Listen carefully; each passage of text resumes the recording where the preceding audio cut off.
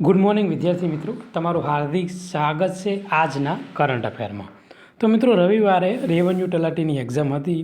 તો આજે રેવન્યુની તલાટીની એક્ઝામમાં મિત્રો ટોટલ 30 માર્કનું કરંટ અફેર પૂછાણું હતું। એમાંથી આપણી જે મિત્રો ડેલી કરંટ અફેરની સિરીઝ છે તેમાંથી મિત્રો 20 માર્કનું કરંટ અફેર પૂછાણું છે। 20 પ્રશ્નોના પ્રૂફ આપણને મળી ગયા છે અને 3 પ્રશ્નો એવા છે કે જેના પ્રૂફ હજુ મળ્યા નહીં, જે હું ગોતી રહ્યો હું।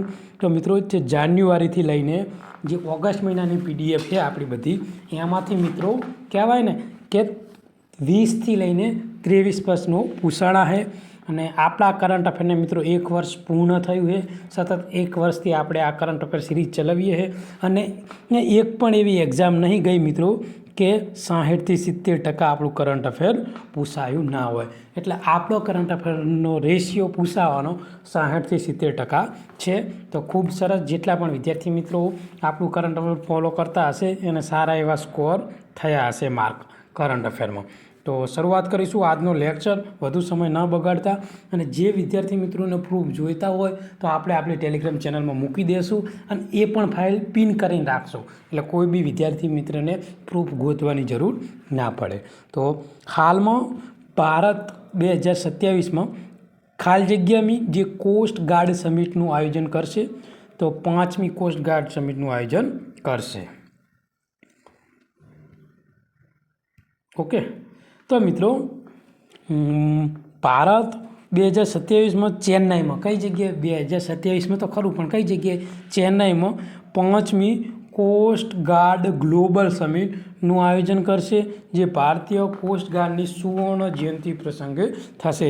એટલે કે 2027માં કરવાનું છે, ચેન્નાઈમાં કરવાનું છે અને એ સુવર્ણ જયંતિ ઉપર।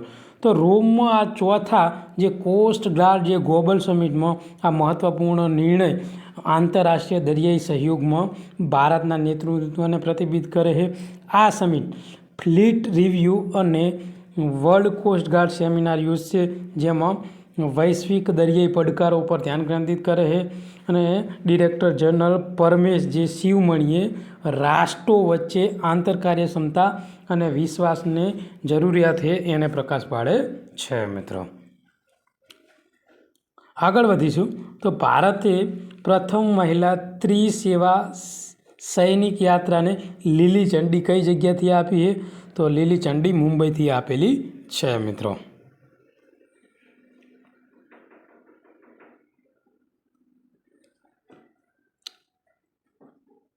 તો સંરક્ષણ મંત્રી રાજનાથસિંહે મુંબઈના ગેટ ઓફ ઇન્ડિયાથી મિત્રો વિશ્વના પ્રથમ જે ત્રિસેવા ઓલ વુમન પરિક્રમા જે નૌકાસેનાનું અભિયાન હતું સમુદ્ર પ્રદક્ષિણા વર્ચ્યુઅલને લીલી ઝંડી આપી છે। કઈ જગ્યાથી આપવાની આવે છે, તો મુંબઈથી આપવામાં આવી છે, જે ગેટવે ઓફ ઇન્ડિયા છે ત્યાંથી।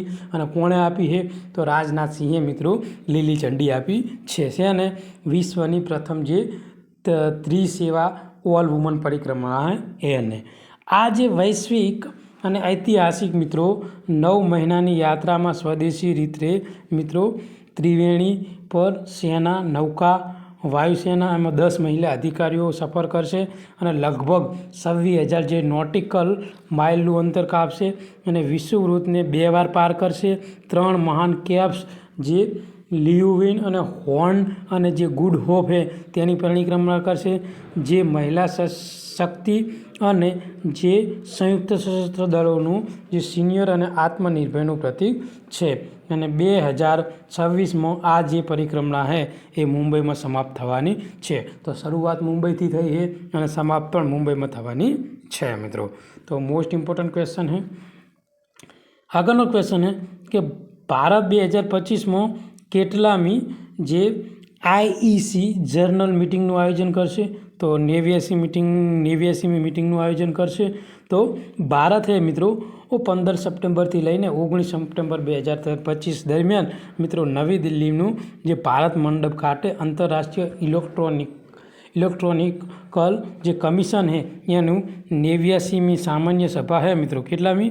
89મી સામાન્ય સભા એનું આયોજન કરી રહ્યું છે, જેમાં 100+ દેશો અને 2000 વધુથી નિષ્ણાતો ભાગ લેવાના છે। શ્રી પ્રહલાદ જોશી દ્વારા ઉદ્ઘાટન કરાયેલ શ્રી પિયુષ ગોયલ દ્વારા મિત્રો ખુલ્લામાં પ્રદર્શન સાથે જે એ ટકાઉ ઇલેક્ટ્રોનિક્સ અને જે સંપૂર્ણ કહેવાય ને કે વૈશ્વિક ઇલેક્ટ્રોનિકલ ધોરણો પર ધ્યાન કેન્દ્રિત કરવાનું છે.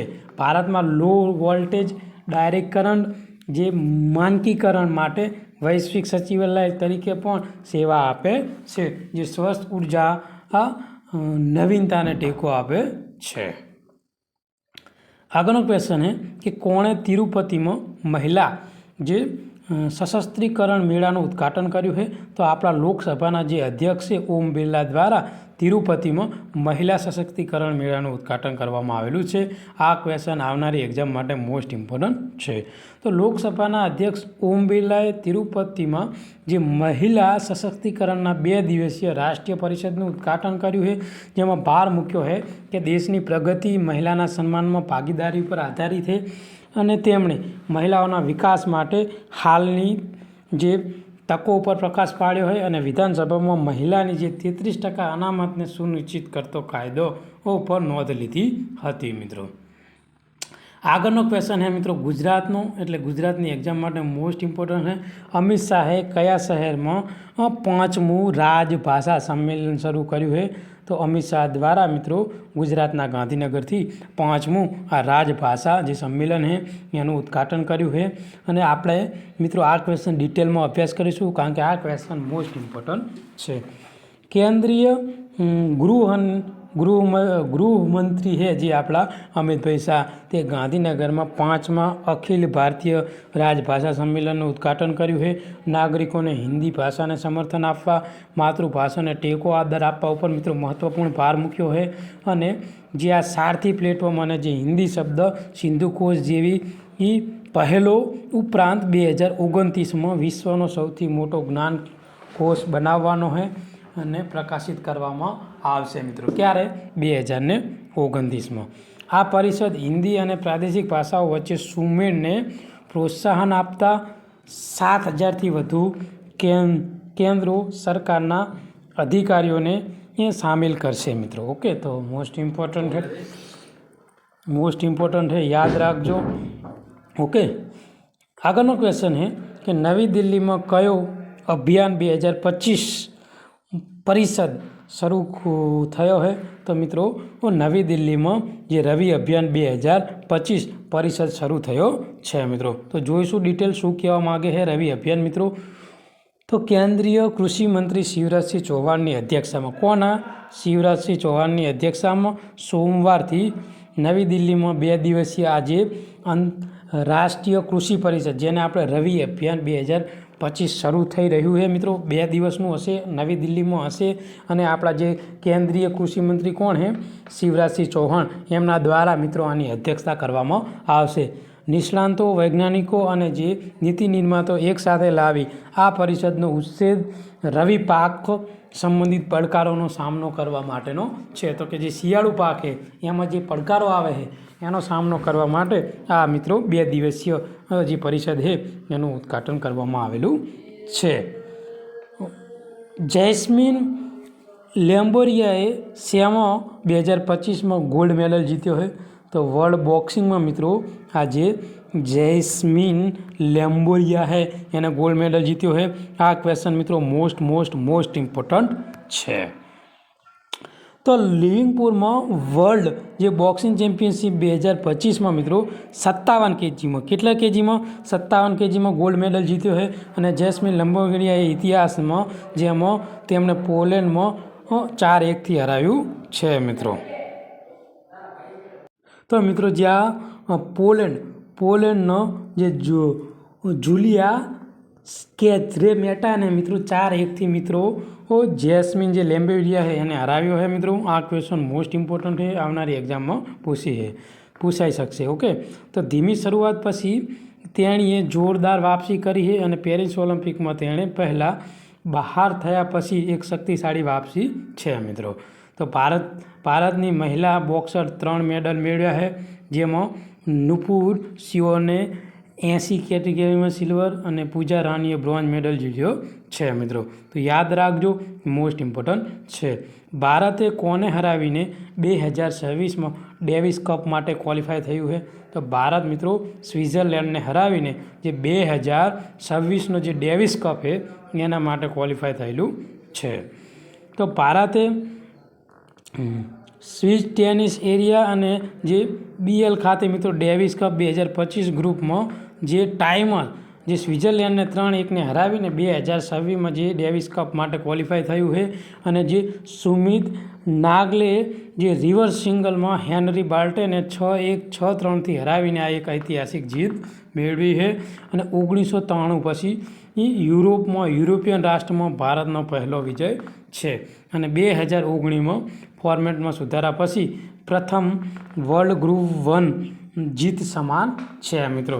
તો 1993 પછી પ્રથમવાર કોઈ યુરોપિયન દેશને ભારતે હરાવ્યો છે મિત્રો. તો ડેવિસ કપ 2026 માટે કોણ ક્વોલિફાય થયું છે? ભારત. એન્જિનિયરિંગ દિવસ ક્યારે ઉજવવામાં આવે છે? તો 15 સપ્ટેમ્બરના દિવસે મિત્રો એન્જિનિયરિંગ દિવસ ઉજવવામાં આવે છે. તો ભારતભરમાં 15 સપ્ટેમ્બરને એન્જિનિયર દિવસ તરીકે ઉજવવામાં આવે છે. એન્જિનિયર અને ભારત રત્ન પુરસ્કાર એવા મોક્ષ ગુણકર વિશ્વેશ્વરૈયાની જન્મજયંતિને આપણે એન્જિનિયરિંગ દિવસ ઉજવીએ છીએ. અને આ વખતની થીમ શું છે? તો ડીપ ટેક અને engineering acceleration driving India's tech day. Okay, તો મિત્રો આ 2025ની મિત્રો થીમ છે. આંતરરાષ્ટ્રીય લોકશાહી દિવસ ક્યારે ઉજવવામાં આવે છે? તો મિત્રો આંતરરાષ્ટ્રીય લોકશાહી દિવસ 15 સપ્ટેમ્બરના દિવસે ઉજવવામાં આવે છે. માનવ અધિકારો, નાગરિક ભાગીદારોને લિંગ સમાનતા અને જે સમાન લોકશાહી શાસનને પ્રોત્સાહન આપવા માટે 15 સપ્ટેમ્બર 2025ના રોજ આંતરરાષ્ટ્રીય લોકશાહી દિવસ ઉજવવામાં આવે છે. 2007થી મિત્રો, ક્યારથી? 2007થી જે UN જનરલ એસેમ્બલી દ્વારા સ્થાપિત લોકશાહીના મૂળભૂત માનવ અધિકારો અને શાંતિ સુશાસન સાથે પ્રકાશિત છે. અને 2025ની થીમ છે એ લિંગ સમાનતા પ્રાપ્ત કરી ક્રિયા દ્વારા કાર્યવાહી. તો આ 2025ની મિત્રો જે થીમ છે 2025ની એ આપણા માટે મોસ્ટ ઇમ્પોર્ટન્ટ છે. રાષ્ટ્રીય હિન્દી દિવસ ક્યારે ઉજવવામાં આવે છે? તો 14 સપ્ટેમ્બરના દિવસે આપણે રાષ્ટ્રીય હિન્દી દિવસ ઉજવીએ છીએ. તો 14 સપ્ટેમ્બર 1949ના રોજ ભારતના બંધારણ સભામાં દેવનાગરી લિપિની જે હિન્દી ને સત્તાવાર રીતે મિત્રો આપણે અપનાવેલી છે. ભારતના બંધારણના અનુચ્છેદ 343માં સમાવવામાં આવ્યા પછી 26 જાન્યુઆરી 1950ના રોજ મિત્રો અમલ થયો હતો. ભારતના પ્રથમ વડાપ્રધાન એવા જવાહરલાલ નહેરુનું માર્ગદર્શન હેઠળ 1953માં પ્રથમ જે હિન્દી દિવસ મિત્રો ઉજવવામાં આવ્યો હતો. અને 2025ની થીમ શું છે આપણા માટે ઇમ્પોર્ટન્ટ છે? હિન્દી રાષ્ટ્રીય એકતા અને જે વૈશ્વિક ઓળખની તાકાત, એ 2025ની મિત્રો થીમ છે. આગળનો ક્વેશ્ચન છે, મેઘાલયના પૂર્વ મુખ્યમંત્રી ડીડી લપાંગનું કેટલા વર્ષે મિત્રો નિધન થયું છે? તો 91 વર્ષે નિધન થયું છે. તો મેઘાલયના ભૂતપૂર્વ મુખ્યમંત્રી લપાંગજીઓ તેમની નમ્રતા, દ્રઢતા અને જે રાજકીય કુશળતા માટે જાણીતા હતા. તેમનું શિલોંગમાં 91 વર્ષની વયે મિત્રો નિધન થયું છે મિત્રો. આગળનો ક્વેશ્ચન છે, કયો ખેલ સાથે જોડાયેલ દિગ્ગજ રિકી હેલ્ટનનું નિધન થયું છે? તો જે બોક્સિંગ સાથે સંકળાયેલા જે રિકી હેલ્ટન હતા તેમનું હાલમાં નિધન થયું છે. તો બ્રિટિશ બોક્સર દિગ્ગજ રિકી હેલ્ટન જે ધ હિલ્ટન મેન તરીકે જાણીતા હતા. સપ્ટેમ્બર 2025માં 47 વર્ષની વયે તેમનું અવસાન થયું છે. તેમને 48 મુકાબલામાં 45 મુકાબલા જીત સાથે વિશ્વમાં જે ચેમ્પિયન તરીકે વારસામાં સાપ પોતાની છોડી ગયા છે મિત્રો. અને માનસિક સ્વસ્થ અને દારૂના સંઘર્ષ વિશે તેમની નિખાલસતા માટે તેમને યાદ કરવામાં આવે છે. તેમના નિધન બાદ આમિર ખાન, ટાયસન ફ્યુરી અને જે માન્ચેસ્ટર ક્લબ તરફથી તેમને હૃદયપૂર્વક શ્રદ્ધાંજલિ આપવામાં આવી હતી. તો આજનું આ મહત્ત્વપૂર્ણ કરંટ અફેર આપણે અહીંયા પૂરું કરીએ છીએ. આ વિડીયો તમને ગમ્યો હોય તો આપણી ચેનલને સબસ્ક્રાઈબ કરી લેજો, બાજુમાં આપેલા બેલ આઇકન પર ક્લિક કરી લેજો. થેન્ક યુ, ધન્યવાદ.